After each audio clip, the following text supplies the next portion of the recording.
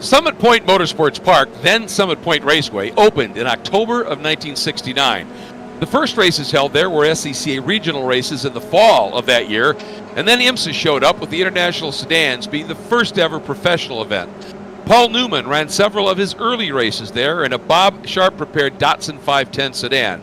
And over time, the track was host to a number of SCCA and other professional series sanctioned by IMSA, and of course was a big hit with the Trans Am crowd through the late 1980s. In the early 80s, however, the track was sold to 1970 Formula V world champion Bill Scott and his partner Tom Milner of PTG, or Prototype Technology Group fame, whose BMWs blitzed IMSA GT for many years. Milner's son, Tommy, has still been a top-level Corvette factory driver for many years. While it doesn't host pro racing anymore, the track remains a favorite of many racing clubs, in part because of its surprisingly technical nature and due to it being also unusually long for a club track. And tonight it is host to the third round of the Full Send Sims Esports iRacing Series Season 2 of Spec Miata. Hi everybody and welcome. I'm Greg Creamer, and joining me for the call tonight is Finian Dacuna of Sim TV Broadcasting. Finian, welcome. So excited about this. You would have thought, coming from a track 4 miles long, Road America, to a quote-unquote club track, that you'd be thinking, all right, we're going to a really tight, twisty 1.5 mile, maybe 2 mile facility. Not the case here at Summit Point.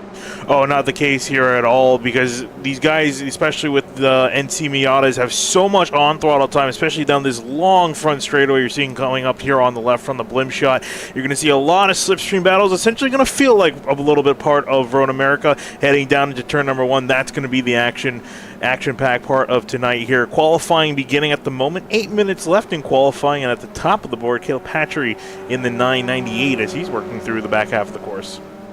Yeah, he's been really on form. Not that he usually isn't, but it's a 1-2 in the points for the teammates Morgan Burkhardt and Caleb Patry. Separated though after 2 rounds by only 4 points. Really close. And maybe one of the really nice things to see here is tied with Patry for second in the points is Nicholas Rice-Puto, and he has really been strong as well, just keeping the points up. Benjamin, or Beans Forrester as we know him, sits 4th in the points. Joshua Soto, who is so quick, but had a little bit of a problematic weekend at Road America, still up in the top 5. What I'm delighted to see, we had talked about it, Kyle and I, last week, Finian, is Skip Brock Jr., who has had nothing but horrible luck over the first season. Really has hit his stride here and been very impressive. And Giancarlo Schooler sits 6th in the points, tied with Skip Brock. Jordan Rickson-Greeny up there. And Court Schmidt of Full Send Sims, is also up in the top 10 in points. So lots to be looking forward to, I think, in this one, and we're sure excited about it. Yeah, definitely. And even looking in qualifying here as we're nearing the end of it, up at the top, Kilpatrick, he's only on pole by just 25 thousandths of a second. Giancarlo Schooler so close in behind, sitting in the pits. Actually, both drivers sitting in the pits. I'm not sure if they're going to be wanting to get out there and track and get another lap down, especially Schooler, because it's just amazing. Over a minute 26 seconds, comes down to 25 thousandths of a second. That's such a close margin. I know, it's really amazing. In fact, right now the top 9 are covered by 9/10 of a second. It tells you just how close this field is, and this is a really, really technical track. It's long and it's quick, but it's very technical in spots, and I think that's that really attracts drivers because they find it really exciting and enjoy being able to drive a venue like this. And with its length, you could really get some good racing in it. You talked about it as well. Down this long front straight, I mean, it's hugely long for a club track. These cars should be able to draft like mad, I would think. Oh, I definitely think so. Here as he's heading off down into turn 1. This is going to definitely be the action-packed part of tonight. These guys diving up the inside or on the outside too. You really could do either way. A lot of guys got to get creative, especially the car in front, trying to get creative when defending, and then through turns 2 and 3 here. And then this is where the guy getting past has a chance to make a move back on before heading through the left-hander. And this gravel trap catches so many guys out. You can see, the 174 going all wheels off, but already some tire tracks from drivers that previously went off.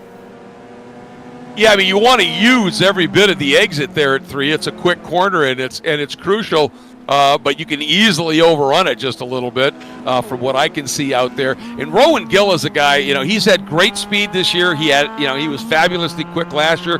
One of the few to outright beat Morgan heads up in a couple races. But he's just had some rough goes this year in terms of results. Speed is unquestionably there. And so I think this is really a must-go weekend for Rowan Gill, and right now he's sitting right there in that top 5. He'd like to be a little bit farther up, but he's, as we talked about, he's 5th, and he's only 3/10 off of Caleb Patri's fast time right now. Yeah, and only 36,000 of a second behind Nicholas Rice-Puto in the number 8 machine in 4th. I don't think he's going to be able to beat him this time by, I think this is Gill's outlap. Now he's on a flyer. Still has some time. 4 minutes remaining for all the drivers on the track in this open qualifying session.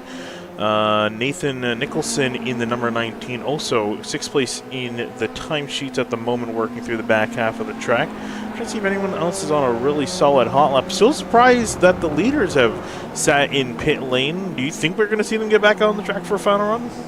Well, I mean, Morgan Burkhardt is a guy in particular here. He's sitting at the very back. He's your point leader, and he does not have a time on the track yet, and that's a bit of a surprise. So I would expect here in these last few minutes, I would hope he can get out and throw a lap in. Yeah, I was going to say, I've been seeing him very quiet. Didn't see him really get out there and practice either, so I'm not sure if he's actually even in the server. Hopefully he gets in really quick and can get a lap out, but he's only got 3 minutes remaining, and you have to consider, so he has till about maybe a minute 30 to actually get out there for a check, because then you can at least, if he comes across the line before the checkered flag, can finish the lap. So hopefully at some point he gets in, because I definitely don't want to be starting from 25th in a 25-minute race. That it seems like a lot of time, but it goes by very quickly. Well, and this is a pretty stout field as well. In that, even for Morgan Burkhardt, when you've got guys like Patry, Schooler, Forrester, Rice, Puto, Gill up in front of you, you don't want to be giving away 20 cars in front of you there. So, yeah, he's going to want to get out. I wonder, as you said, if there's some technical issue with the connection or whether he's just running late. We'll have to see. He'd sure make it entertaining, I think, if he had to start last, but we don't want that. We don't want him to fall on that. Quite that sharp of a sword for us. No, you never want to see the driver struggle, although when they do start from the back, it usually is pretty entertaining. Jordan Rickstra, if you can help me with this name. Rick Sagrini. Rick Sagrini, there we go. In the 108, you just went up 2 spots from 9th to 7th, so he improved his time and is actually in the slipstream. And that's actually a very helpful thing. It's helpful in the first half of this lap with that slipstream down the straightaway, but then you get here through the next sector and you're kind of stuck in behind and impeded by the driver in front. Yeah, here it just sort of eases and bobs and weaves a little bit, so it's difficult to really make any kind of a move. You've got to get through that turn 4. It's such a fast corner. And then now into this tricky complex. And this is really, isn't it, just sort of like a big double apex corner here. You just drive the entry and the exit, and it's all about getting exit speed, isn't it, out of this next turn 9. Yeah, getting some speed here, hitting your marks, not making a mistake, especially with the driver breathing down your neck. And then if you get a good enough run, you might be able to make a final move here, heading to the final corner, the final right-hander to end the lap.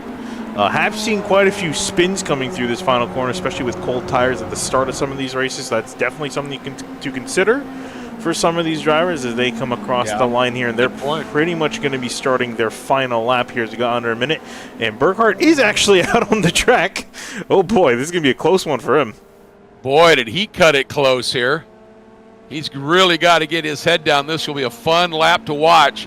So this is his out lap, I think. So when he comes around, we'll follow him around and see what he's going to be able to do, because your point leader right now is dead last in this field. A number of the top guys have just parked it in the pits. They like their time, and they're going to stick with it here.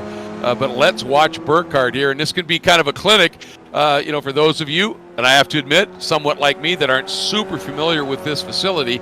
So I'm going to watch this lap with great interest. as he makes his way around. But he's got himself up to speed, and I'm sure he's been out there. He's driven this track before, Finian. Ooh, I'm looking at the time. I don't know if he's got enough time to make it back. He's got 10 seconds. I don't think he's going to make it in time. I think this might be his lap. This might have to be his lap because the pit lane is before the start-finish line. So, yeah. Oh, but he hit it off. He might have got an off track there. I'm not too sure. Well, but qualifying's over. That's it. Well, the clock hits 0, and he is done. So it's going to be, I don't know that he is registered with any time because that was an outlap essentially, and he just didn't get around in time, did he? Yeah, no, and I just remembered a thing. I completely forgot. That? It's been a while since I've done this format. It's because they're using a heat race format. So with the heat races, you can't in the open qualifying format. Even if you start the lap, you don't get to finish it. When the clock ends, it's done. So he didn't even get that time in. So he's going to be starting dead last from 25th, but we'll go through your starting lineup here in just a second. Yeah, absolutely here. Also, just want to say a big thanks to Court Schmidt and Full Send Sims. They got some big news we're going to be talking about here in a couple of spots. We also want to say a big thank you. Of course, Full Send Sims, title sponsor of this championship. Also want to thank 3P Logistics, owner Frank Rodriguez. They have been a great supporter of the Full Send Sims Spec Miata seasons here. Now in the second running, they've been with us right from the beginning, as has Final Turn Motorsports and owner Rob Greenwood. Both of them just absolutely fabulous in their support of this championship. And Full Send Sims, one thing they wanted to just pass along is they have a rig, a trailer that's got 2 Sims in it. That is portable, and they can take it and go anywhere you want. So if you're having a special event, even if you're having just a fun party and you want to have something special to do, they can bring a couple of Sims to you, and that's pretty cool. And they also have a brand new rig that they've just built that we're going to talk about as well. But it looks like we're getting that pace lap underway, Finian.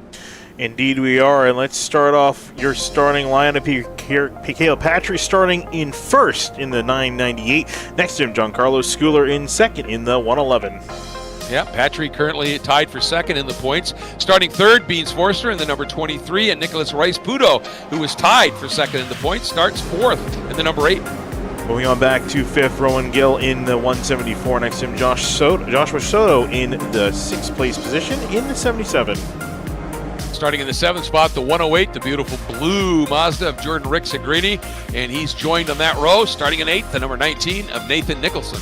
Moving on back to 9th place is going to be Trace Hance in the 53 machine, Gian Mairo in 10th place in the 24 car. Starting in the 11th spot will be the 99 of Dean Dibdahl, who has been very impressive, liked what he was doing at Road America. And Seth Spolman, who's one of the regulars in the championship. The 042 starts 12th. Moving on back, Max Bankin in 13th in the 13 machine. Court Schmidt in the 172 is going to be rolling off in 14th place. And starting in the 15th spot will be Max Schweid in the number 98, joined by Deacon Greenfield, starting 16th, driving the number 32. Moving on back, next row in 17th, Thomas Pendergrass in the 36, Rocco Fasquella in the 18th position in the 95. And starting in the 19th spot, driving the number 22 is Rich Green. Dave Brown driving the number 25, starts 20th. Moving on back to 24 is Jim Freidhofer in the 89 machine, Jerry Isaacs in 22nd in the 51. Starting 23rd, it'll be the number 12 of Jillian Fichter, and Wayne Buttermore starts 24th, driving the 73. And moving on back, last but certainly not least, Morgan Burkhart's going off in 25th in the number 40 machine. He's got a long way to go from the back of the grid. How long? We'll take a look. This is the view he has out of his car, and he's got 24 hungry Mazda Miatas ahead that he's got to navigate over the course of 2 25-minute races. Well, you know he's going to be aggressive right from the off. And Finian, you've called races here. Is this track easy or hard on tires? It might not be too terribly hard on tires. It really depends on how you treat them, especially through some of these fast-flowing corners. So if you can manage your stuff, everything should be A-OK. All right, well, it is time for the start. Caleb Patry and Giancarlo Schooler on that front row, watching for that green flag, and here we go. Big lunch, and look at Rowan Gill jump down to the inside. He's got a little bit of overlap. Is he going to be able to do anything? That's Beans Forster. He's got that raw red 174 up alongside, trying to make it 3 abreast, and look at how long this run is. Is he going to be able to do anything? He is. Up on the outside. Looked like Schooler got a little crossed up. Gill might be able to go all the way to second. Can't quite get there. Tinian, what a start by Rowan Gill. What a start by everyone. I'm genuinely surprised there wasn't a major incident because they were all literally nose to tail, bumper to bumper traffic heading to turn one. Here comes the 111 Schooler trying to throw it up the inside of Patry. Couldn't get anything done. Now here comes the 174. Rowan Gill taking advantage. And the 23 of Forster also trying to make his way on through. He will get third place.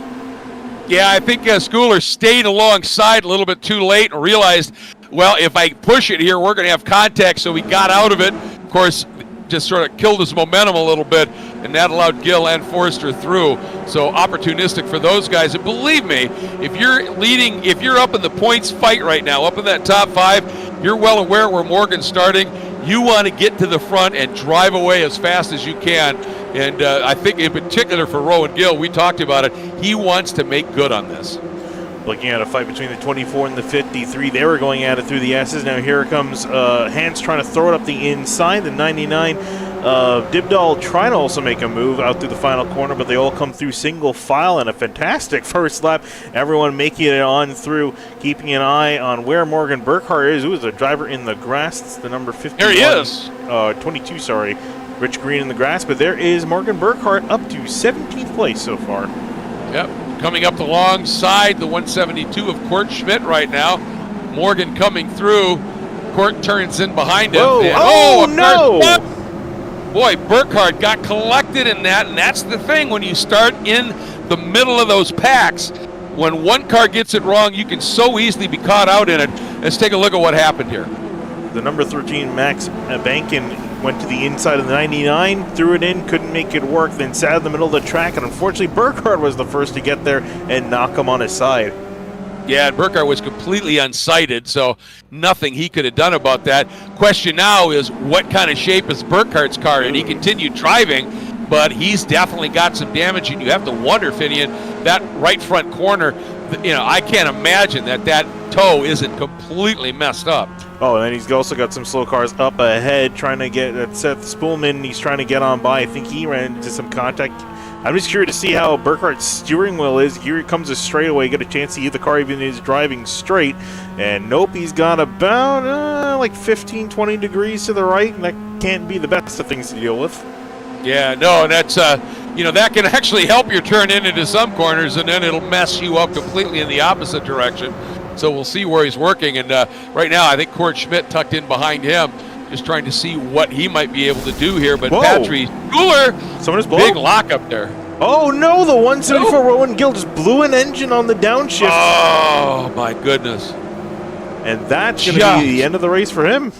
That is the wrong time for Rowan Gill to have that mistake happen. Watch it here in the draft. And you heard it right there. Just, I think, either put in the wrong gear or just went downshifted too aggressively. Yeah. Oh, man. This is the season that, you know, where Rowan Gill, if he has any luck, apparently it's going to be bad. And right now, look at Rice Puto in the number 8. We're looking out from behind Giancarlo Schooler in the 111, and Rice Puto is relentless at this stage. And then Rick Sagrini and Soto back behind them. Then a little gap back to Morrow and Hans. Yeah, everyone's separating out a little bit, and since a major competitor for Patry is out with the number 174 Rowan Gill, has a bit of a gap, which is something we don't typically see with the Miata as the leader being able to break away, especially this early on. We're not even 5 minutes into this race, and he's already got a 1.2, 1.3 second lead. So Schooler, Rice, Puto, they might have to start working together if they want any chance of catching back up to Patry. I think that's their only hope right now, because Caleb has been really quick this year. And these two guys, if they work together here, should be able to put something together, see if they can go up. And certainly if Rick Sagrini and Soto can join them and make that a 4-car train, they might be able to close up. And these two guys obviously are teammates to Patry up front and Gill in the back. So they're more than willing to get up there, but they don't want to drag that bright blue machine of Rick Sagrini and the white car of Soto with them here. They don't want them in this mix. Who thought I saw Rice Puto try to have a look up the inside entering turn 3. He has a bit of a run here, and I'm going to assume, take a wild guess by the matching paint scheme, these two gentlemen are teammates with each other, so that's another thing too. Don't want to wreck your teammate. Exactly. That's exactly the point. And right there, you know, and just that quickly, you can see Rice Puto having that little bit of a look, and as a result, Schooler went just a smidge defensive. into turn 5, and just that quick, Rixengrini and Soto were there. And Soto sporting I like that, a new graphics package on the car. His car was usually all white, and now he's got that beautiful black stripe Toyo tires. That looks sharp. A very sharp-looking car and doing pretty well up nearly the top of the field in the top 5, but I'm sure he's definitely not going to be settling for 5th place. He's going to try to see if he can get that car up in the next few spots, but at the moment I think nothing he could really do except just kind of ride in behind these guys and see if they can catch back up to the leaders. Gianni Mairo in the 24 right in behind these guys. Yeah, with Hans right on his 6. There he is in that blue and orange striped car, Trace Hans. And Trace Hans, I believe, is an instructor at the Concourse Club down in the Miami area and on the grounds of the Obolak Executive Airport, the really phenomenal Concourse Club, and I think he's one of the instructors there. So great to have him running in this series. Yeah, and doing a solid job up in 7th place. He's up 2 spots from 9th, starting in 9th position. So solid run for the 52, trying to see if he can catch back up to the 24 and catch the tail end of his slipstream to get him back in the fight. You see them all going aggressively and breaking down into turn 5. And how about Morgan Burkhardt, too? I thought he was kind of out of it, but he's still hustling to the front. His forward progress does not stop. If anything, it's been slowed down a little bit, but up into 12th. Yeah, he's really putting together a solid run. Considering that car cannot be healthy at all at this stage, and coming up now in the back of Deacon Greenfield. Let's see if he can get past the 32. Deacon Greenfield standing in his way, and then a little bit of further gap up to Max Schweid in the 98 in 10th, just up the road. Trying to see if he can get a run here. I think Burkhardt's probably most likely going to wait for the front straightaway and make a move, but trying to look at his last lap time. I actually couldn't see his last lap time because I think he had a little bit of an internet issue. It deleted his last lap time, but he is definitely looking quick out there on the track. Trying to check back with our leader, see if anything's happened here. Here's the 8, Rice Pudo. He's going to make a move this time.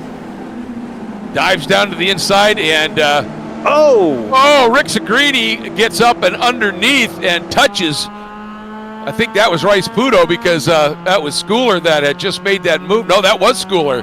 So Rick Sagrini tapped Schooler. Now they're side by side. Schooler's got the inside this time. Rick Sagrini, he dropped his right tire. Did you see that fit in?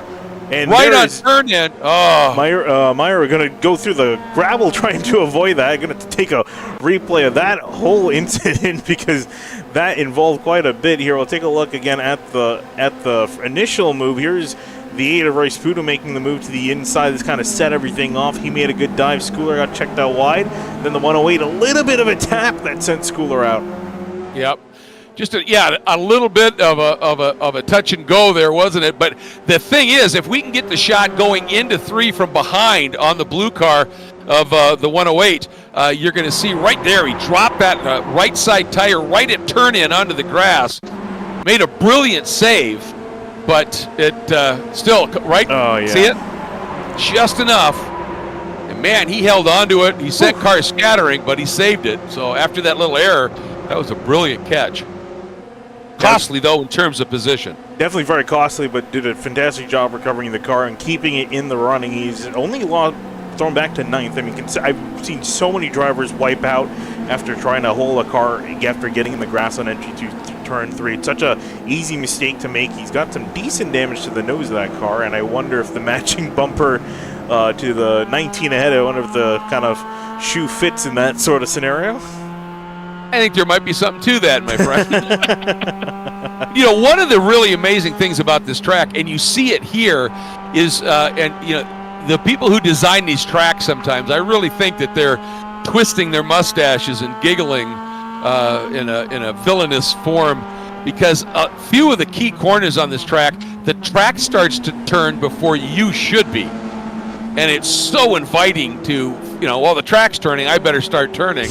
And then suddenly the exit tightens up on you, and you're either in way too fast or you have to check up so bad you're just crawling out of the corner.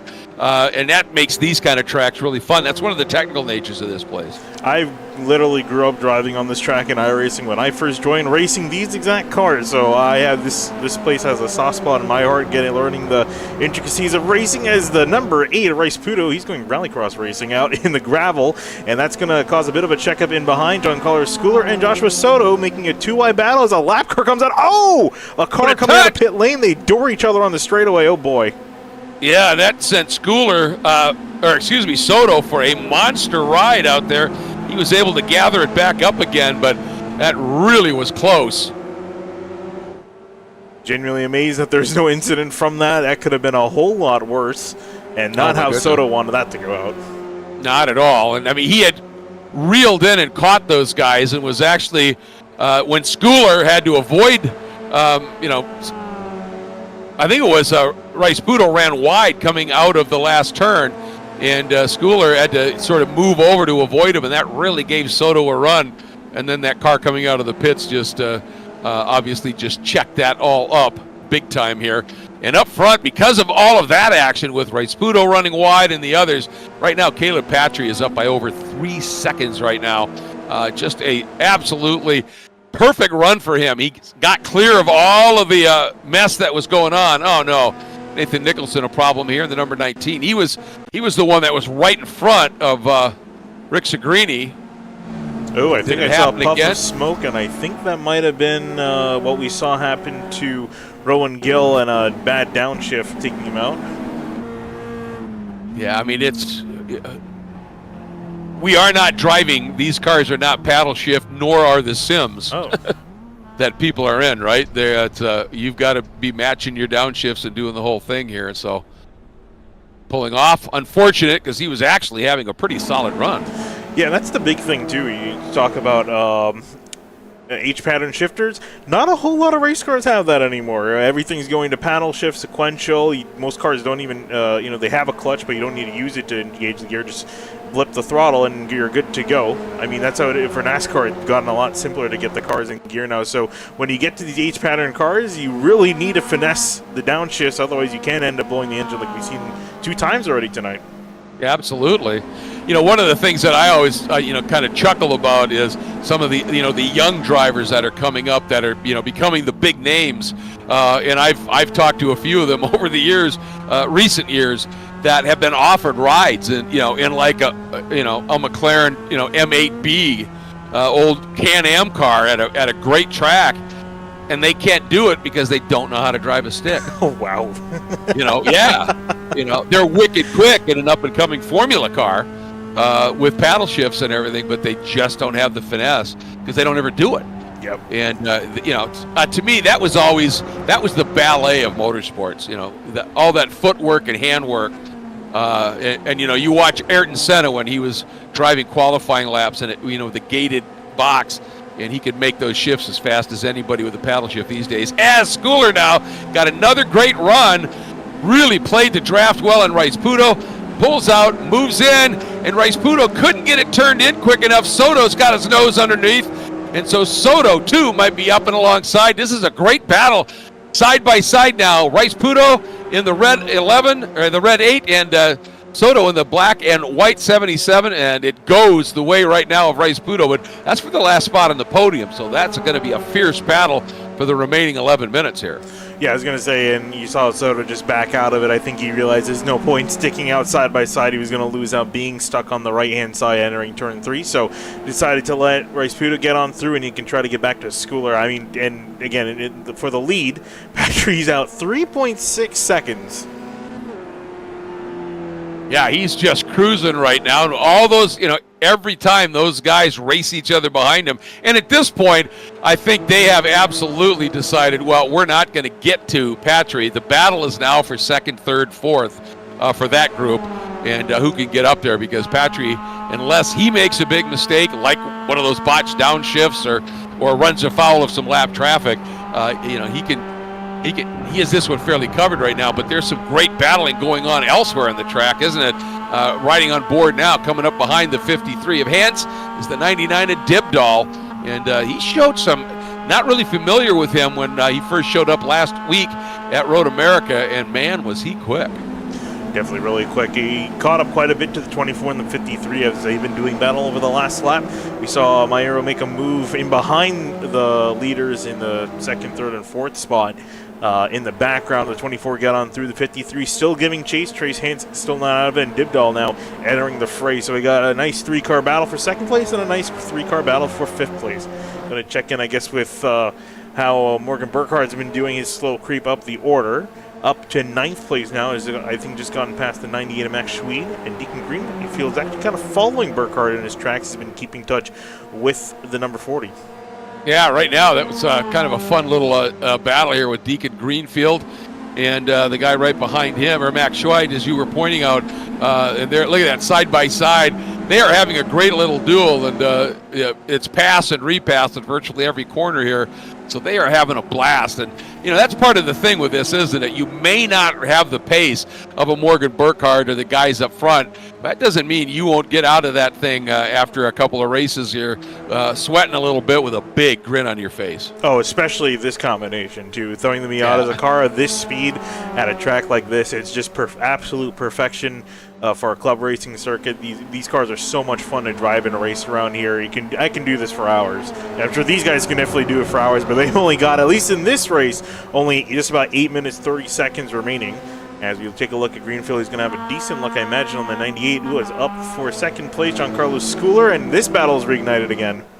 It certainly has. Schooler on the inside there, that 111 up on the outside. Rice Puto, who noses ahead, and he's getting a nice shove from Soto, and they're going to try it side by side through here, and that is always tough to work. And look at that, Giancarlo Schooler doesn't really lose a thing as he just slots right in between Rice Puto and Soto, which is where he was when he went off. In the background is also but Soto floated out for a second and lost a little bit of speed, didn't he?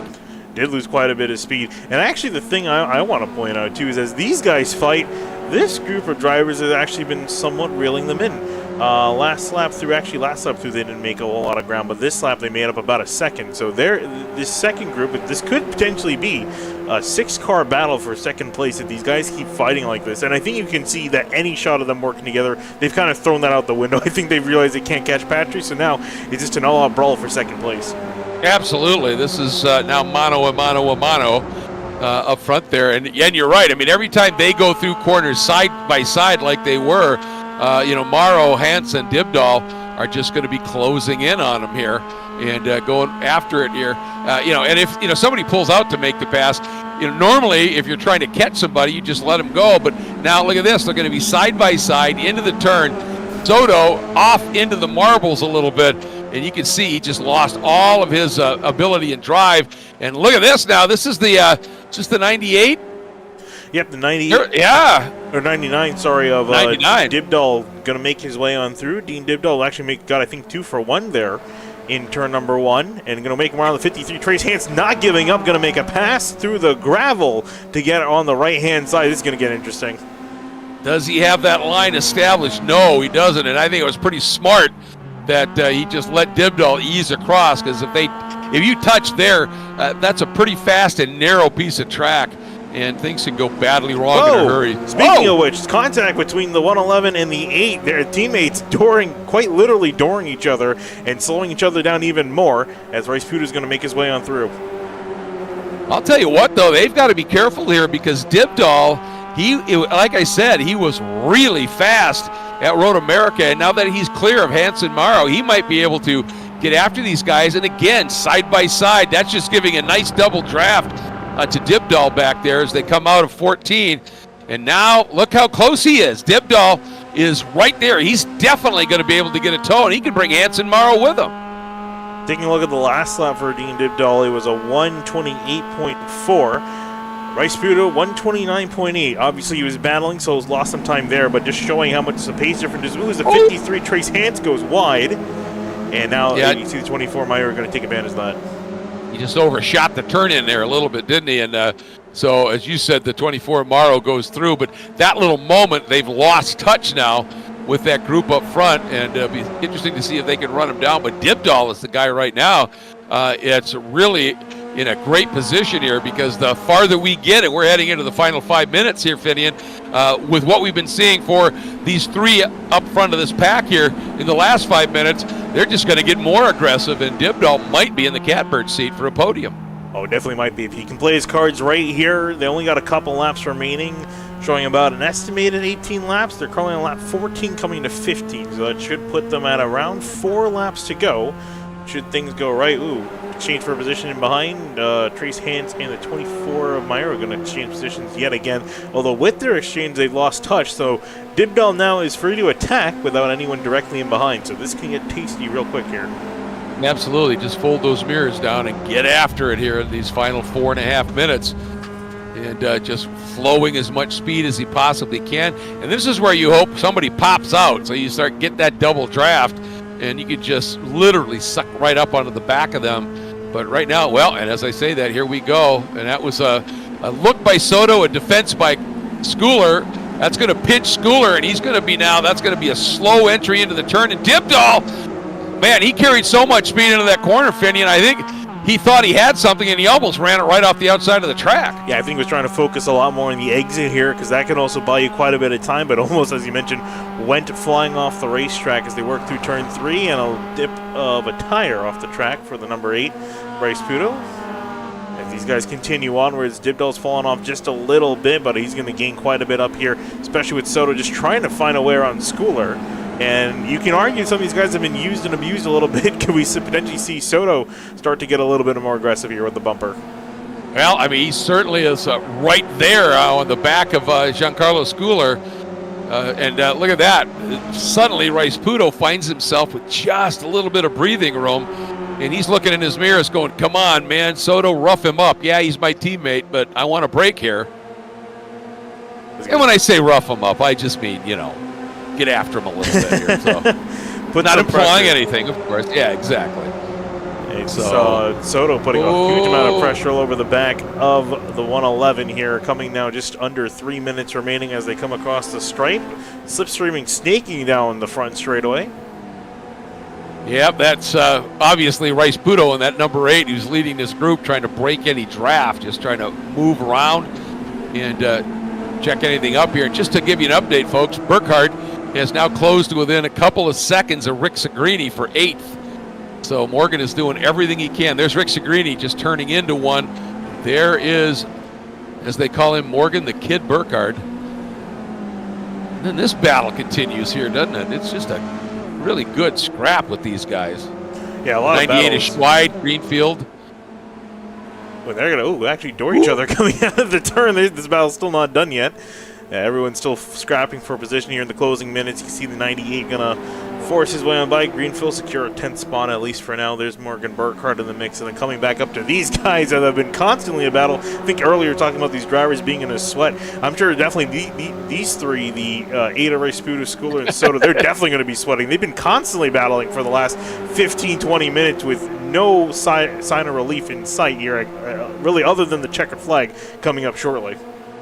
Yeah, and you know what? They kind of eased that battling a little bit, and look what happened. They were able to drop Dibdahl just a bit and make this a 3-car battle again, but you know it's not going to last. They are so close now, and Bryce Pudo trying to do that. He's protecting now. Smart move.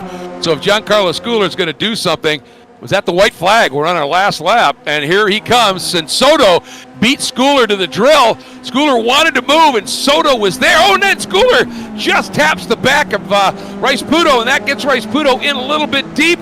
There goes Schooler, and Soto's up and underneath him as well. And I'll tell you what, I think Bryce Pudo at this point is going to be seeing a little bit red.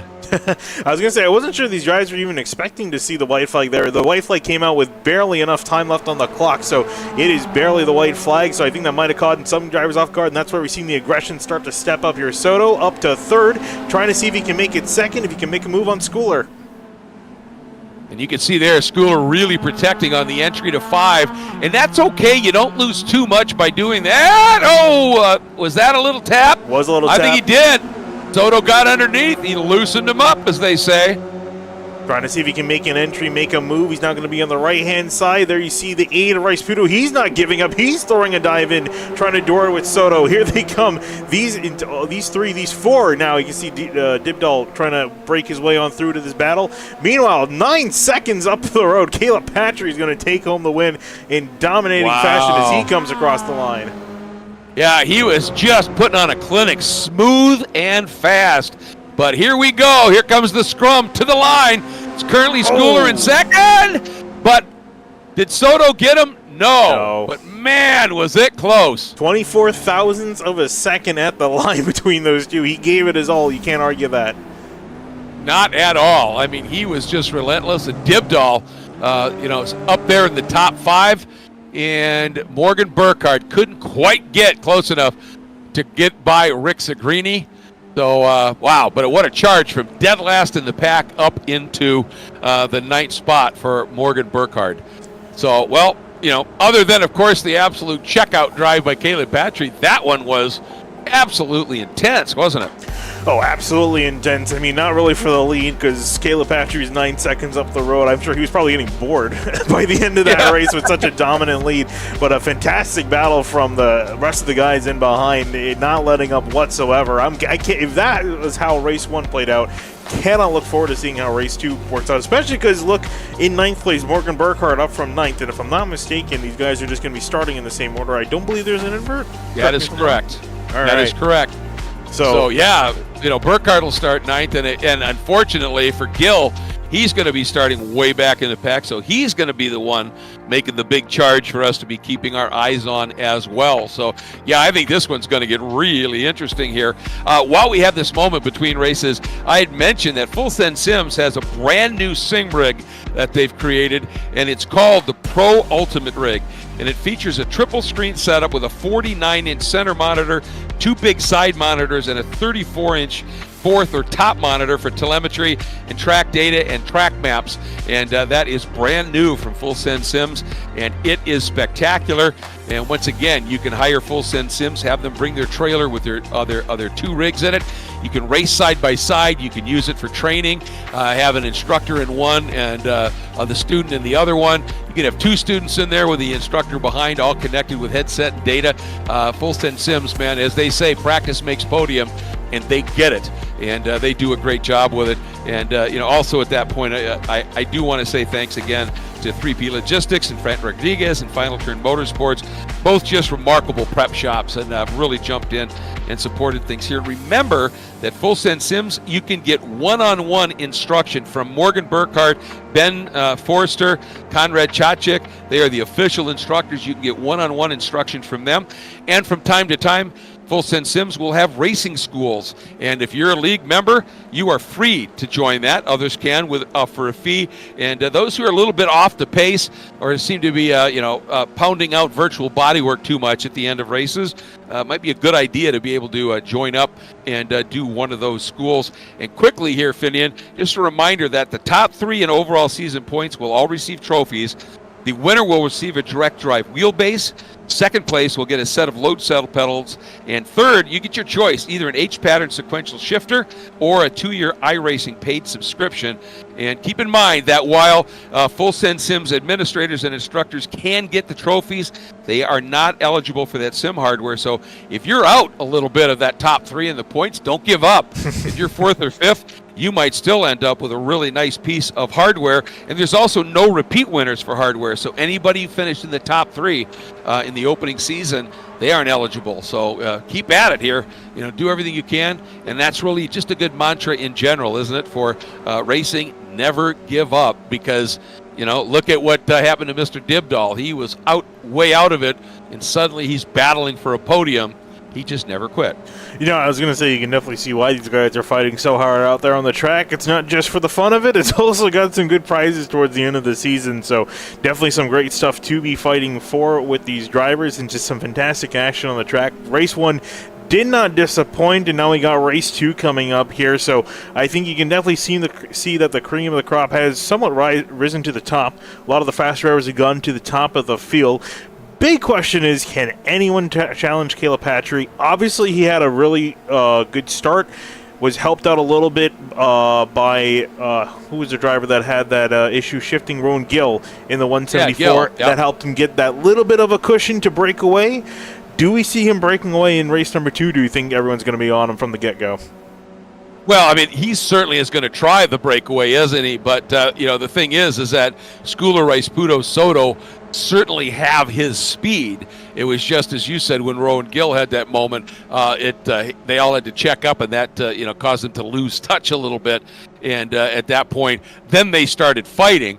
And the one thing to me that I notice is just in watching now, Patry, Rice, Puto, they tend to work together really well.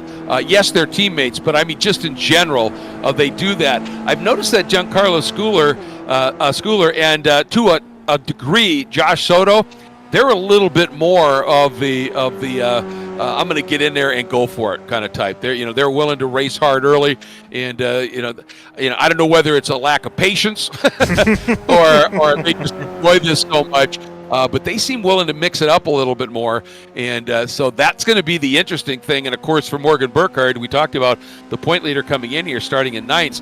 He's hoping that nobody gets the break and that they just start roughing each other up early, and so that he can come up through the pack. And I mean, he's got Jordan Rixagrini, who's one of the guys that can certainly run up at the front.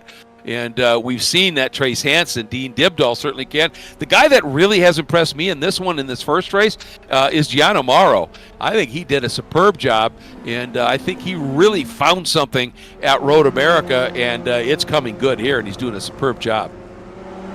Yeah, I was going to say, he was pretty quiet in the 24 machine. We saw him make a few moves here and there, fell off a little bit towards the end, especially because we were more focusing on the battle near the front, but might have something yet to show here as we start race number 2 here. So this is going to, I really can't wait to get this race underway. How entertaining race 1 was to see now everyone up near the front of the field and see if Caleb Patrick can get it done here. We'll get down to the track here in just a moment. Yeah, I mean, and just to make a point, this is Mauro's highest starting position of 5th. He started 10th. Dibdahl started 11th, and those guys were right up into the front of the order here. So, you know what? I think we've got plenty of guys up front here that have the potential to make this an absolutely stunning race. You just can't let that one guy get that break. I guess also the big thing, too, is can we expect the start for race number 2 to be as clean? We saw a very aggressive start, but everyone respecting each other as much as they can, bumper to bumper, heading to turn 1. Do we think we're going to see the same thing happen, or we might see someone wipe out near the back? Well, I think that's going to be the interesting story here, and with again, with Schooler on the outside of row 1 and Soto on the inside of row 2, those guys just get after it. And so if they don't want to see Caleb Patry on that pole position just drive off into the distance, I think those guys might get really aggressive at the start. And I'm not saying that aggression is bad. They just like to mix it up. And in this case, it might be what's called for is to have Schooler somehow pin Patry as they get down into turn 1 and, slow up his exit point and, allow a couple of the other guys to maybe get in front of him, and then races on. Got your starting lineup there, lineup on the left side, exactly the same as the finishing order. Morgan Burkhardt here setting, you can see from the nose of his car, a lot less cars to work through compared to race number 1. Started in 25th, ended up finishing in 9th, so he had a lot of work cut out for him, but some might argue the work's yet to be done. He's gotten through the slower cars in the field now to get through the faster cars, especially because pretty much every single car up ahead of him, I say, has a decent shot of winning this race should some things go wrong for the guys up near the front. Oh, I think so, and it really speaks volumes for Burkhardt too, doesn't it? That you were talking about it. That steering wheel was 15 to 20 degrees off center after that hit, and he just figured out how to drive around it and was able to work his way up, pick up another 5 spots at least at that stage. So, he's going to be up on the wheel early because he does not want to have this points lead, which is pretty minimal of only 4 coming in, dissolve at all. So it's going to be a fun one, Finian. Definitely going to be a fun one. I honestly completely forgot that his steering wheel was to the right-hand side because he was driving as if it didn't even matter. You wouldn't even think he had the steering messed up on that car because he just kind of got his head down, got to it. Pretty much minimal mistakes after that. So best of luck to see how things work out for him in this race, and I'm sure Caleb Patrick is going to hoping everything works out exactly the same way it did in race number 1, potentially trying to get a lead, maybe hoping his teammates can hold everyone up. He can try to race his way on through and break away, but I'm sure with the way they're battling, I don't think they're going to be willing to let the 998 break away from him. No, I think everybody is going to be really aggressive in that, exactly what you're talking about, in that effort to make sure that Patry doesn't just go, and because he's certainly showed he's capable of it, and that's going to have everybody pretty concerned here at this stage. But this is going to be so fun. Yeah, pace car is off. Patry in control of the field yet again. Let's see what he can do. And again, Giancarlo Schooler, who is willing to get after it and be aggressive early. I don't know if he's laying back a little bit, trying to time this, and we're green! And I don't know if he laid back a little bit too far, because Patry gets the nose ahead, way down to the inside, goes the 24 Morrow. Now is Schooler going to try and get the push from behind? He's got Nicholas Rice-Puto, his teammate there. Schooler now eases ahead just a little bit. Now into the brakes, down into 1. And it is going to be Patry that comes through. And look at the move by Morrow up into, is he going to hang on to that 4th spot? No, he floats wide. And is that Burkhardt, who might already be up, knocking on the door of a top 5? I think he's got 5th. He's got 4-3 wide on the outside. He's got to be careful to not get hip checked out wide. Doors of 24 goes out just a little bit wide. There's Joshua Soto now. They're 3 wide. This is not going to work for too long. No, 3 into 4 is tough math, man. Whoa! Contact with the 24, and Soto somehow makes 2 passes and doesn't get turned around in the process. That was incredible. Yeah, and I'll tell you, Morrow did a nice job of not just running Soto off into the gravel, and Soto's reply was, well, I'm just going to pass you. Because, racers are greedy. That's how it is. But look at this. We have got Morgan Burkhardt up now into 6th, and we only have half a lap done on this race. Fantastic start for everyone up near the front of the field. Now just somewhat getting sorted out. There's Caleb Patry, Schooler, and Nicholas Rice-Puto, your top 3 after lap number 1. Trace Hands, Joshua Soto, Morgan Burkhardt trying to work their way up through the order, but everyone else single file in behind. And those top 3 are all teammates, at least in the graphics they have in the car. And having a look here again at Dibdahl, who was started in 5th, and he got shuffled back badly on that one, and now he's trying to come back up. He's down to the inside, that blue car of Rickson Greeny, the 108. Dibdahl is there. Rickson Greeny's going to try and stay put around the outside, and they are still side by side. If Rickson Greeny can stay put there, he's got the inside line into 3. He may have pulled that off. Ooh, they're going to door each other down the straight a little bit, or get very close to dooring each other. A late entry from the 99 gets hip check by Rowan Gill, who's been trying to work his way up through the order after blowing a motor in race number 1. He's up into 9th place from 19th on the start. So fantastic move forward. And Nathan Nicholson also up 12 spots. Oh, no. That was, he had just put on an absolutely great run, and I don't think Dibdahl had any clue Nathan was working that outside line, and that great start is gone. Watch this. Yeah. I think just ended up braking to the right-hand side. He clipped the 19, and around he went. Yeah, I think Dibdahl was just swinging over, thought he was clear, and was swinging over to set up for the next corner. And, and again, Nathan gets nosed off by another car as he's trying to get back onto some pace here. So it's gone all wrong. And there's Rich Green, a little damage to the back of that car. Whew, well, that was an interesting start, wasn't it? So now Dibdahl's got some serious catching up to do. But, yeah, while we were kind of focused on how much is Burkhardt moving up, Rowan Gill has come through that field like a hot knife through butter. Really has. I think just took advantage of everyone being clumped up on the start. And sometimes when all these drivers get clumped up like that, you kind of just have to be lucky that you're in the right lane that moves forward. No one spins out, misses the corner, stacks up the field at the apex, and you just happen to be in the right place, right time. So he's moved up 10 spots so far, and is still just about breathing down the leader's neck here. He's got a few guys to get past Rick Sagrini, Myru just up ahead in 8th and 7th.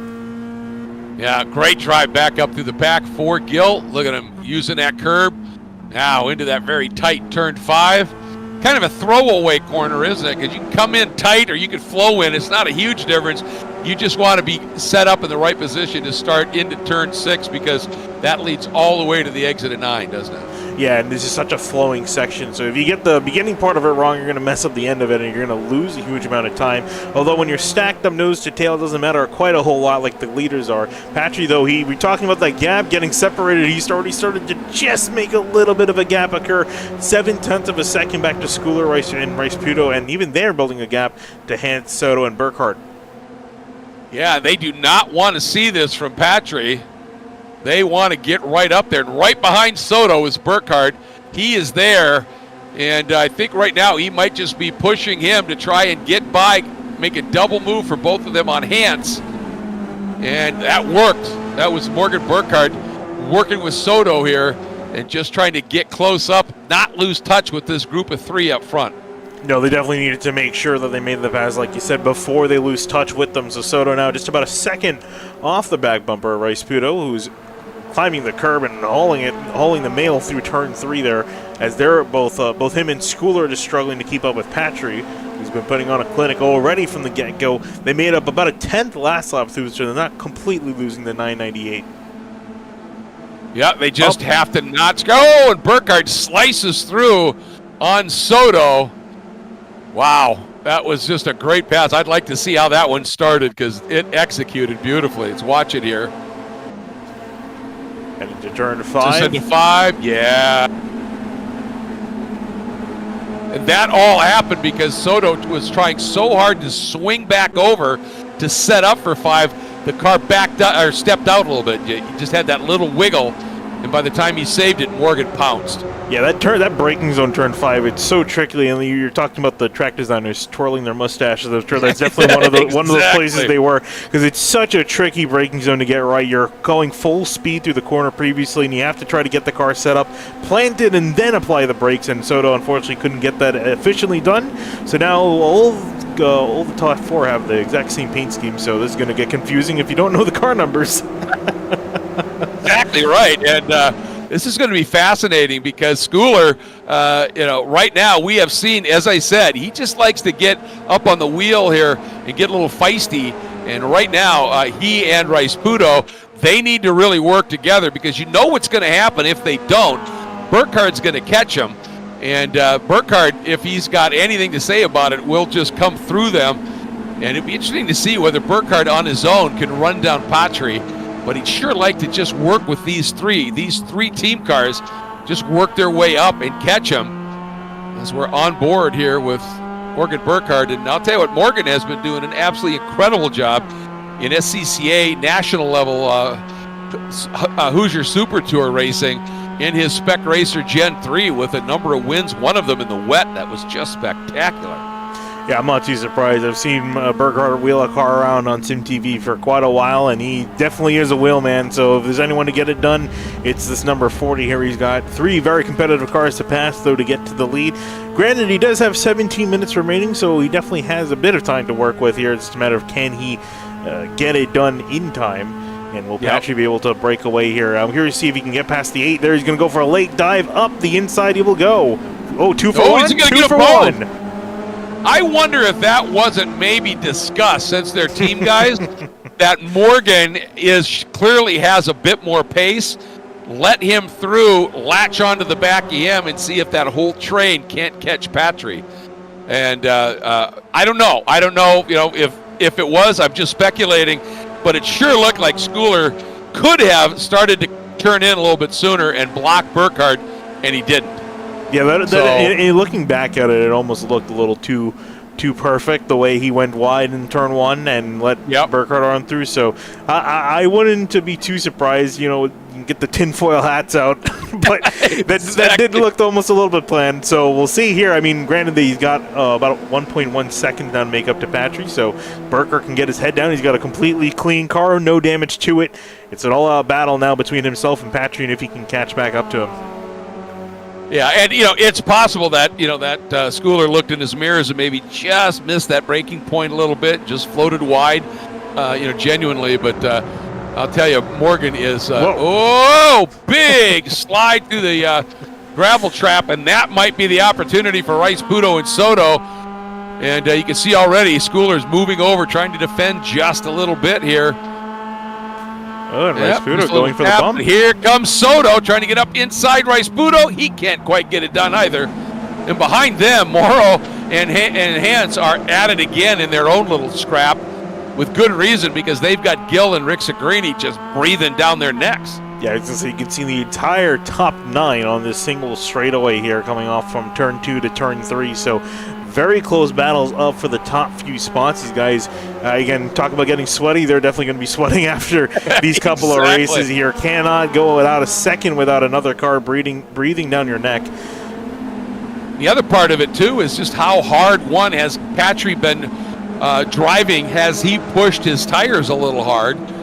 As Burkhardt used up tire coming up through the pack, doesn't look like it. And Gill is the other guy. I think he may have really pushed those tires hard to get up there. We'll see if he's able to stay with it, because he's working really hard right now to get around Hans Morrow and get up to Soto.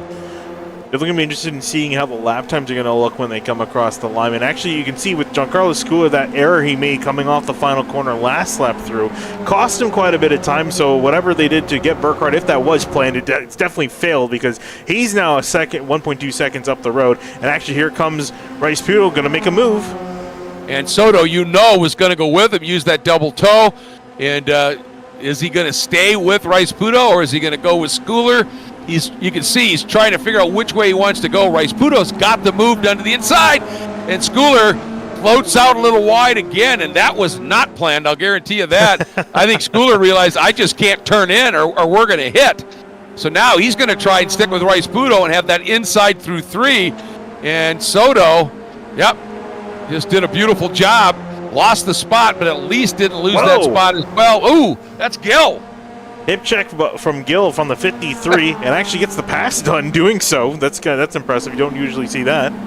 Well, that's karmic, isn't it? So Gill going to move up into 7th place. Hans in 8th, Rick Sagrini 9th, all in behind Mauro. And then we saw now Schooler, Soto, Rasputo, 5th, 4th, and 3rd after a great pass by Soto. And I was going to say he did a great job. He decided he was going to stay on the left and then just turn in as much as possible and prevented Schooler from doing the crossover back on the 8 of Rasputo. So it was a great move by Soto to get himself up to 4th. Problem is now these guys have got a lot of work to do to try to catch back up to Burkhardt, and Burkhardt is running fantastic laps. So here they are last time before they're coming across the line now. Patry, 127.4. Burkhardt, 127.2. And this time by, I'm sure it's going to be a big difference now. Oh, it's a huge difference. I mean, while we were watching that battle behind, Burkhardt trimmed half a second out of that second lead that Patry had. And this one now is getting really tasty up front. Yeah, it looks like Patry's not going to have an easy day in the office tonight. It looks like he's going to have to work for it here. Morgan Burkhardt, again, who started dead last and 25th in race number 1, drove his way up to 9th for starting race number 2 in 9th, and now is up to 2nd. Has a chance of getting the lead here, and he has 12 minutes to get it done. As in the background, everyone's hauling through turn 3 into the gravel, trying to keep everyone at bay. Joshua Soto is all over the back of Rasputo. Oh, he is pushing him hard. Schooler just you see that little bit of a car length back. Oh, boy, did Soto get a run through there. Really launched out of through and out of 5. And I thought he might have enough to just, surprise the number 8 of Rasputo. It's tough to make a pass here in these S's, but he really hooked up coming out of 5. So while that battle up front is going to be really good, this one for the final podium spot, I think, is going to be fierce. I mean, what do we have now? 5 cars? Yeah, 5 cars in this battle, pretty much from 3rd all the way around back to around 7th or 8th place. So they're all nose to tail riding on board with Joshua Soto coming out of the final corner, and this is where Rasputo is going to be all under attack here. Nothing he can really do, just trying to either pick a lane and stick with it and hope that the 77 makes a mistake here. Here he comes out, peeling to the right-hand side. I would have thought Rasputo may have eased over and just gone mid-track. And he just left the door open, and here comes Soto. Now Rasputo was thinking, well, I'm going to stay around the outside, and Soto just drifted a little wide on exit, and Giancarlo Schooler dives down underneath the number 8 of Rasputo and was thinking about sticking a nose up underneath Soto, these guys are really going after. Oh, a big wiggle. That was Rice Pudo, wasn't it? That was Rice Pudo. Caught a bit of grass on entry. We've seen how that has ended up for Rowan Gill. He made a pass on the 24. Now has a chance at knocking on the door of the top 5. So the 174 making his way back up the order. It's been a fantastic climb for him. Again, up 13 spots from 19th.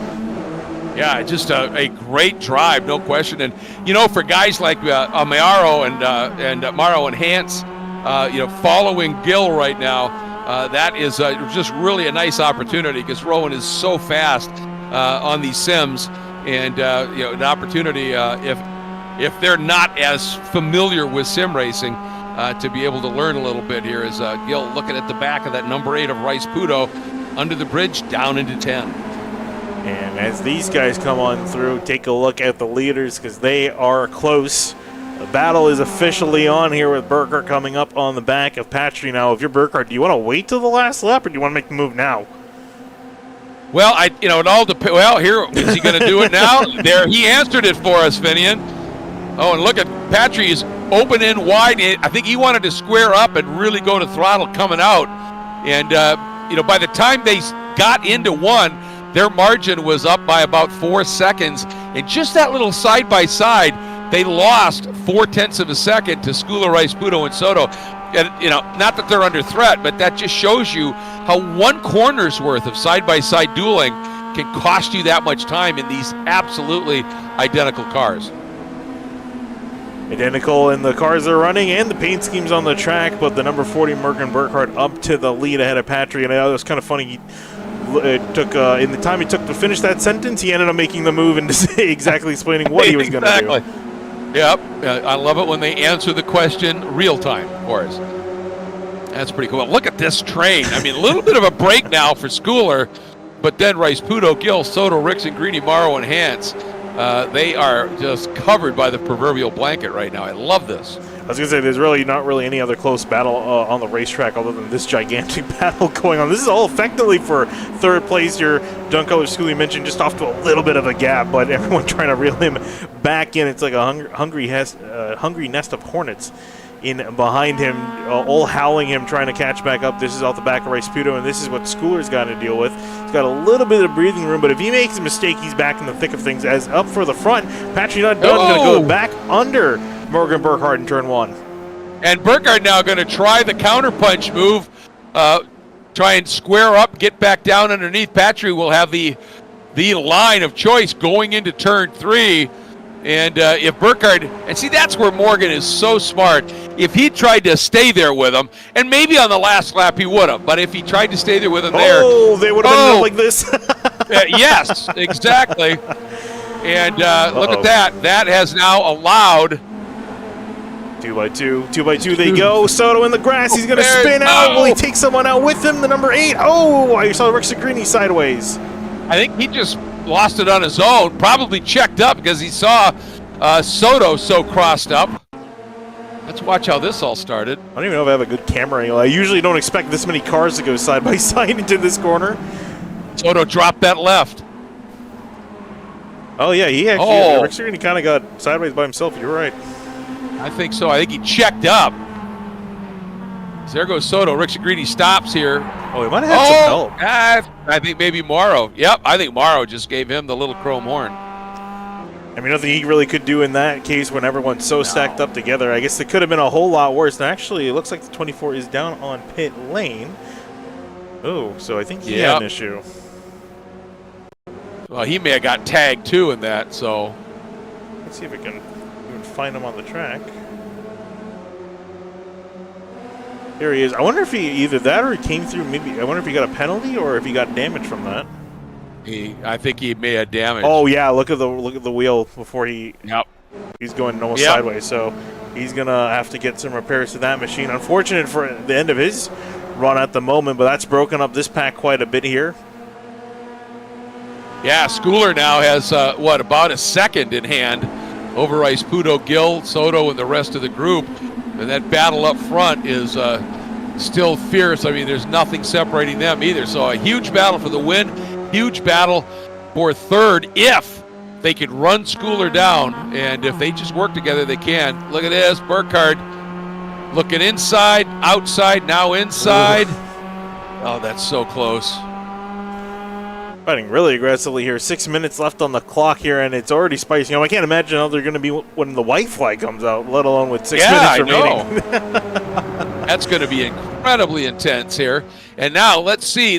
Each time now, the last 2 laps down this long straight and into one, we've had a lead change going into one. Let's see what they do this time by Morgan Burkhardt waiting in the wings, and it looks like he might continue to wait in the wings as follows in line. Yeah, I think they wanted to make sure, let's put another second on these crazy guys behind us, in Schooler, Rice-Puto, Gill, et al., and make sure that we've got the margin so on that last lap we can really have some fun and go after it. And, the guy who's trying to get back into this, he's not that far out. We're on board with him, is Gill, and he's really nice run through 3, and he's there now. And I think Soto has dropped off just a bit, maybe 3/4 of a second behind Gill here. Yeah, you can see that gap. And he's still and working Beans Forster is coming up through the pack. And Beans in this race started way back. Yeah, I haven't really doing a really nice job. Yeah, I haven't really talked a whole lot of the 23 tonight, Beans Forster.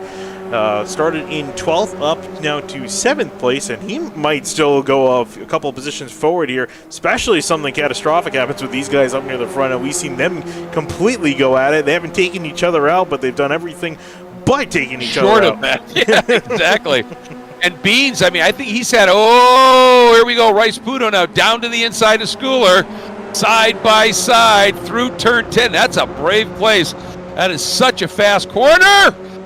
Boy, it's Schooler coming across. I think he was thinking about breaking the toe, but I don't know whether that got Rice-Puto to check up big time, because now here comes Gill, Soto, and look at Beans. Oh, Beans thought, I've got an opening here, and Soto sensed it and went over there and filled that gap. And now Beans going to try and square up, come down underneath.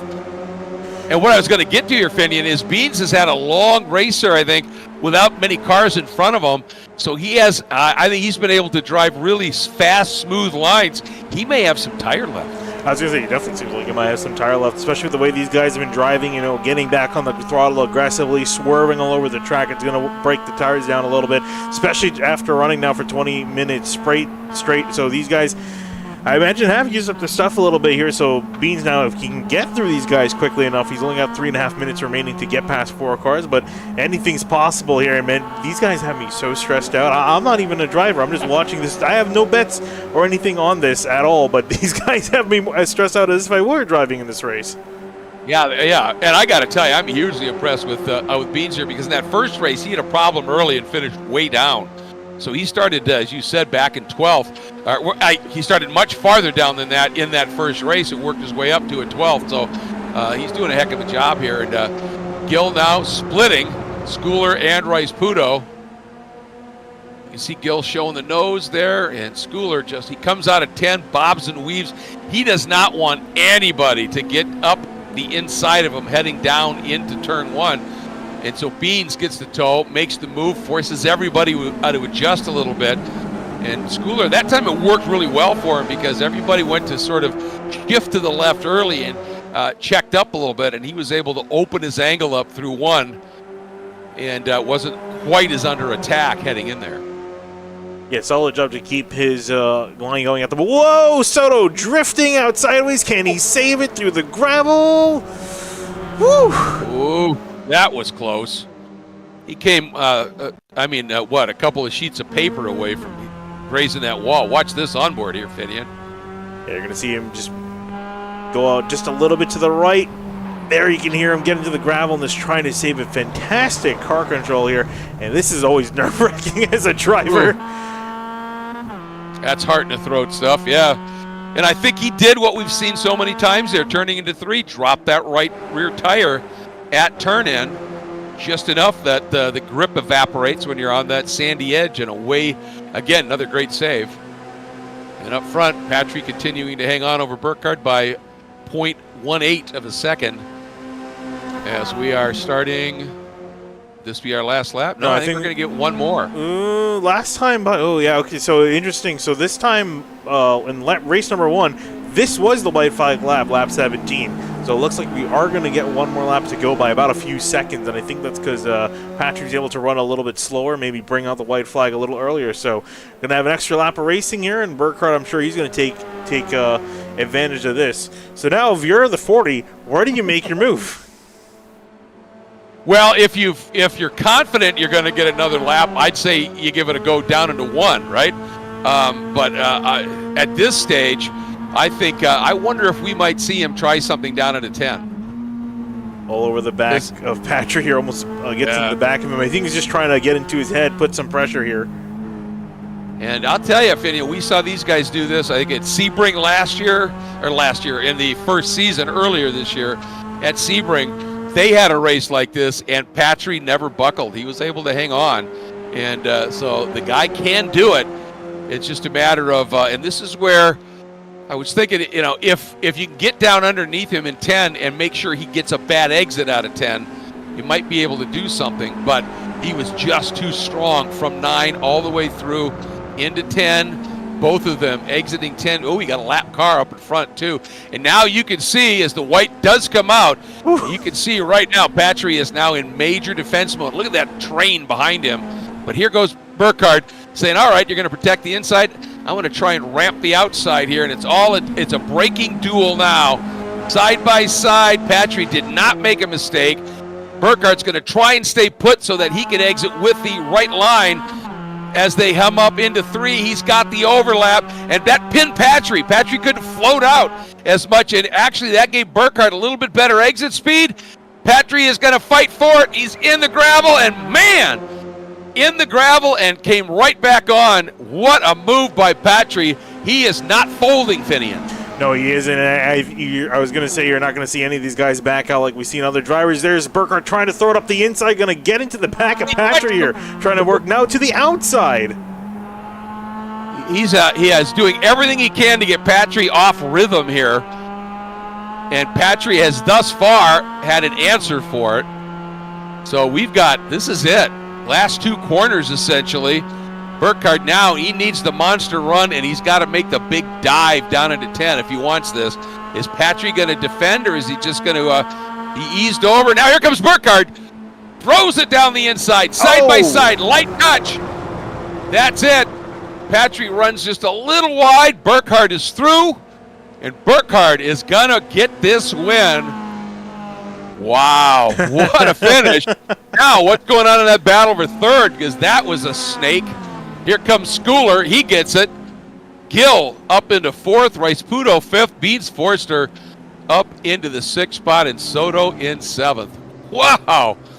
But what's your take on that move down into 10? It was an incredibly light touch, but you're on the absolute edge, absolute limit there. Any kind of a touch is going to pitch you a little sideways.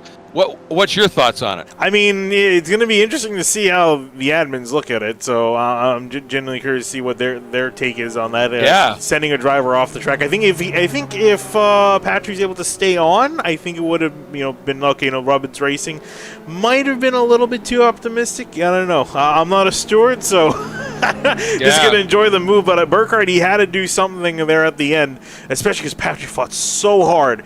Fought so hard through the first few corners to keep the 40 at bay, and that was just the entire last lap was Burkhardt just giving anything that he had, throwing everything he had, and the kitchen sink at Patry. Oh yeah. Well, and I'll tell you, it was Patry when Burkhardt came up the outside going into turn 1 in the last lap, it would have been so easy for him to either overshoot or overbrake to try and square up, and Burkhardt's through, and he did not let that happen. And was absolutely superb. And then when Burkhardt got up underneath him into 3, and he ended up, his angle shot him off into the gravel, he just stayed with it there. And when Burkhardt came up and tried to loosen him up into 5 and 6, he had covered it beautifully. I'd love to see that move into 10 once again and just take a peek at it here. But I'll tell you what, it was something else. Here's the results. Top 10, Burkhardt, Patry, and Schooler on the podium. Gill, a great fight up into the 4th spot. Riceputo runs out your top 5, beats Forster.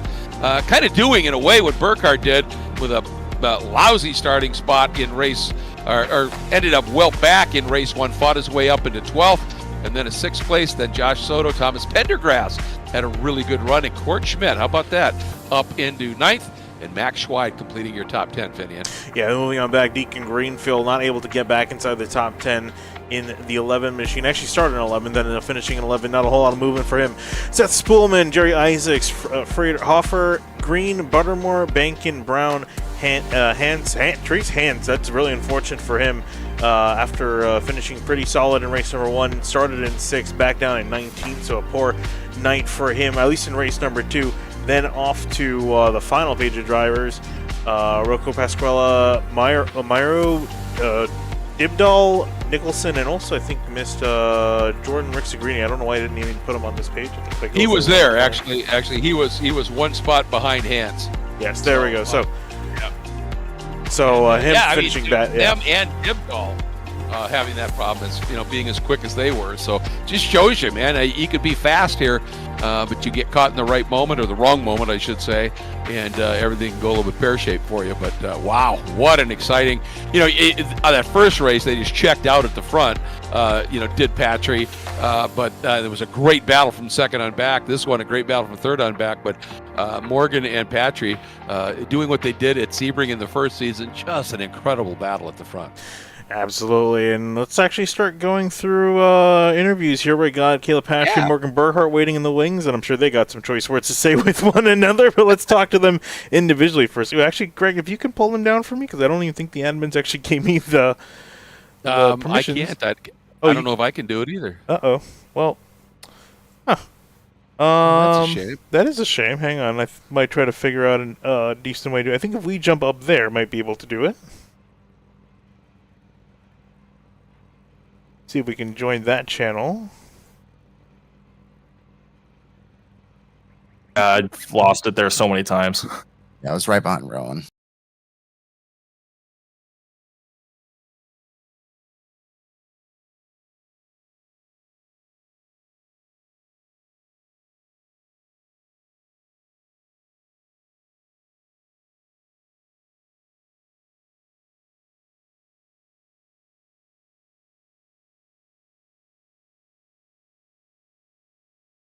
Right. So who am I on with? Let's start with Morgan, since we got him here in the booth. All right. Hey, Morgan, I'll tell you what. First race, obviously, didn't go quite the way you wanted. What happened? What was the problem not getting out and getting a time? It was really weird. My computer restarted on its own just right before qualifying. So you got one of those updates, huh? Pretty much. I was about to go out, and then it just said, "No, not today." So missed qualifying, but we made the best of it. It was rough in race 1, coming through the field, just trying to stay out of trouble, but ended up getting involved with a car that was sideways in the middle of turn 1. I didn't really have anywhere to go. I got some damage from that, but I'm happy with a P9. Yeah, I would think. I mean, we took a look right after that contact, and we could see your steering wheel was 20 degrees off center. You clearly figured out a workaround, got up into that top 10 in that race, so that's where you started, and moved up through the field quickly. And once you caught Caleb, man, it reminded me of what you guys did at one of the races at Sebring in the first season, where the two of you checked out. What a battle that was! How much fun was it to drive? Because it was glorious to watch and call. It was so much fun. We actually weren't in a call for this one, but it was. I knew I wanted to get in front for a little bit because I wanted to see what our pace differential was, so I could kind of judge where I was faster, where he was faster, and I did that. And then he went right back through, and I was pretty okay with that. I was content to just wait until the last lap, and then we started duking it out. And he got it in turn 3. He opened the door a little bit in 5, and I was just like, all right, I'm running out of options. I got to do it somewhere, and it didn't happen the way I wanted it to. I don't want to, be part of why he went off the road, but right.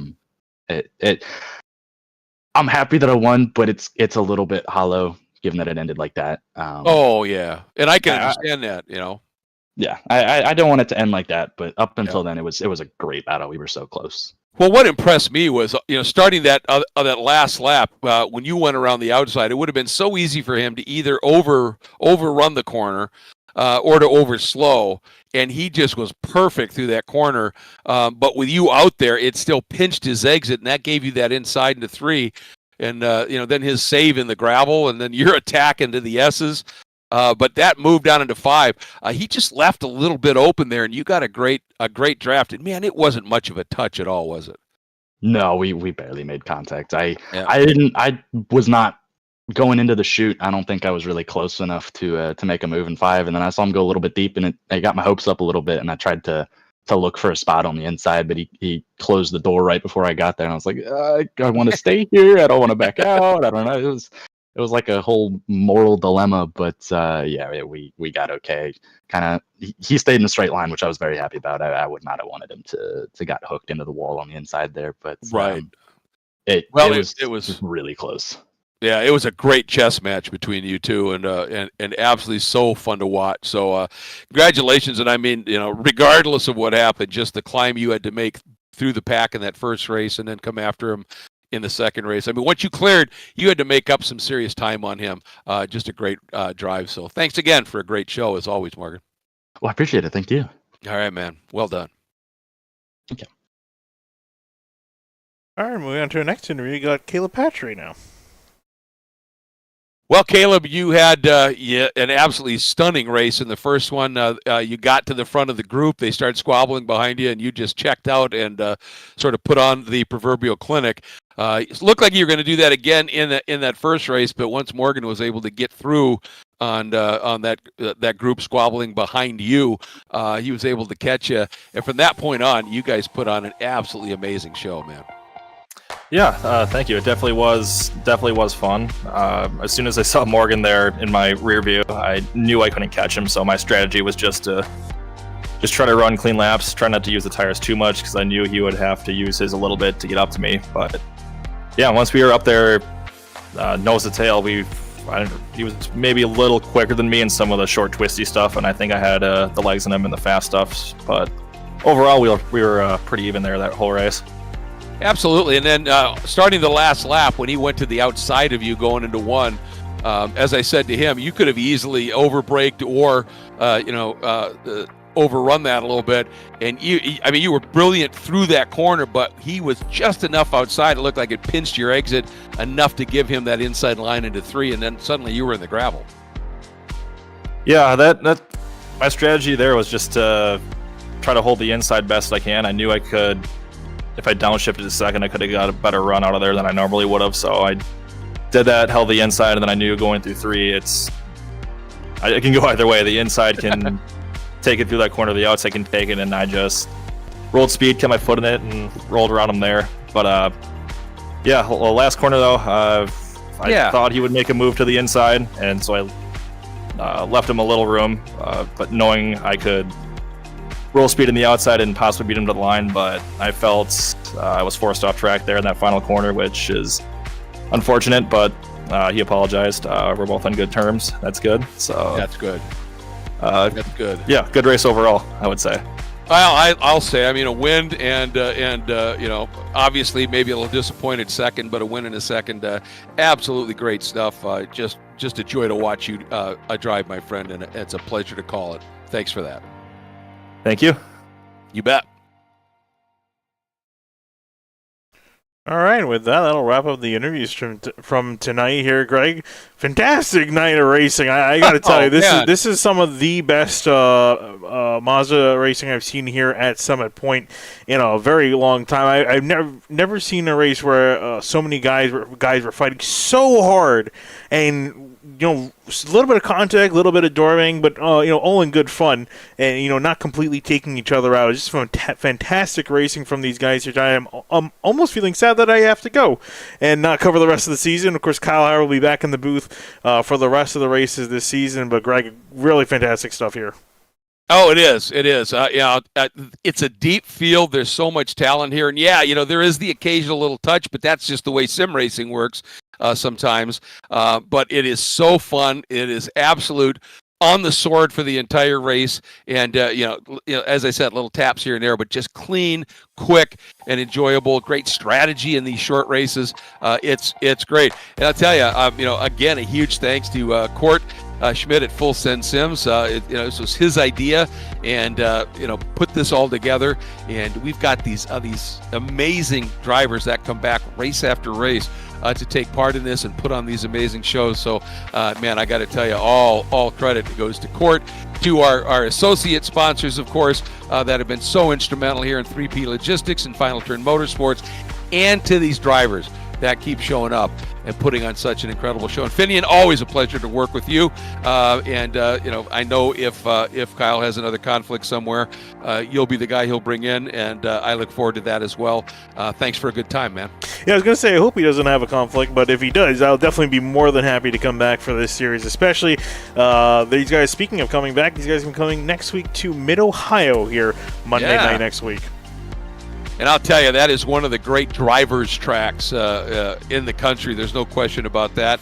Always produces some fabulous racing, and looking forward to that one as well. So with that, we're going to wrap up our coverage here. Again, big thanks to Full Send Sims, 3P Logistics, Final Turn Motorsports, and to all the drivers that make this such an amazing series to be a part of. I'm Greg Creamer. Huge thanks to Finian, and we will be with you, as he said, next week at Mid-Ohio. We'll see you then.